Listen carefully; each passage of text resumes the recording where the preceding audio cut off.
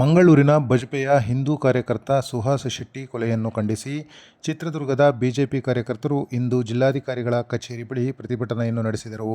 ಇದೇ ಸಂದರ್ಭದಲ್ಲಿ ಮಾತನಾಡಿದ ಮುಖಂಡ ವೆಂಕಟೇಶ್ ಯಾದವ್, ಒಬ್ಬ ಹಿಂದೂ ಕಾರ್ಯಕರ್ತನನ್ನು ರಕ್ಷಿಸುವಲ್ಲಿ ಸರ್ಕಾರ ವಿಫಲವಾಗಿದೆ. ದ್ವೇಷವಿತ್ತು ಎಂದು ತಿಳಿದಿದ್ದರೂ ಮುಂಜಾಗ್ರತಾ ಕ್ರಮವನ್ನು ಪೊಲೀಸರು ತೆಗೆದುಕೊಂಡಿಲ್ಲ.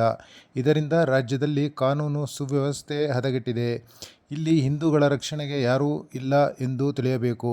ನಾವೆಲ್ಲರೂ ಎಚ್ಚೆತ್ತುಕೊಳ್ಳಬೇಕು. ನಮ್ಮ ರಕ್ಷಣೆ ನಮ್ಮ ಹೊಣೆ ಎಂದು ಮನಗಾಣಬೇಕು ಎಂದು ಹೇಳುವ ಮೂಲಕ ಕಾಂಗ್ರೆಸ್ ಸರ್ಕಾರ ಹೋಗುವವರೆಗೂ ಎಚ್ಚರಿಕೆಯಿಂದಿರಬೇಕು ಎಂದು ಕರೆ ನೀಡಿದರು.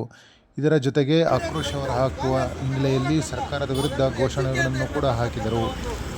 ವಿನಂತಿಯನ್ನ ಮಾಡಿಕೊಳ್ತಾ ಈ ಒಂದು ಹೋರಾಟ ಇವತ್ತು ಸಾಂಕೇತಿಕವಾಗಿ ಮಾಡಿದ್ದಾವೆ.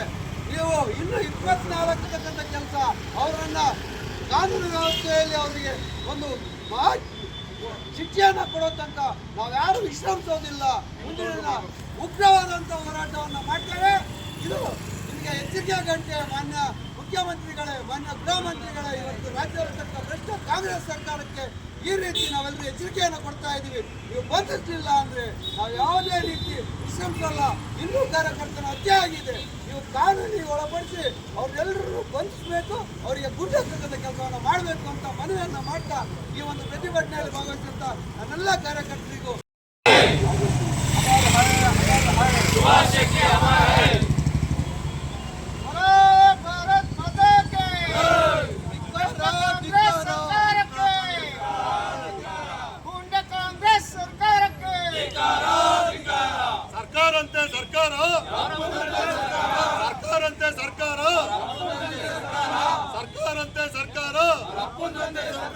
ಗುಂಡಾ ಸರ್ಕಾರಕ್ಕೆ, ಗುಂಡಾ ಸಿದ್ದರಾಮಯ್ಯ ಸರ್ಕಾರಕ್ಕೆ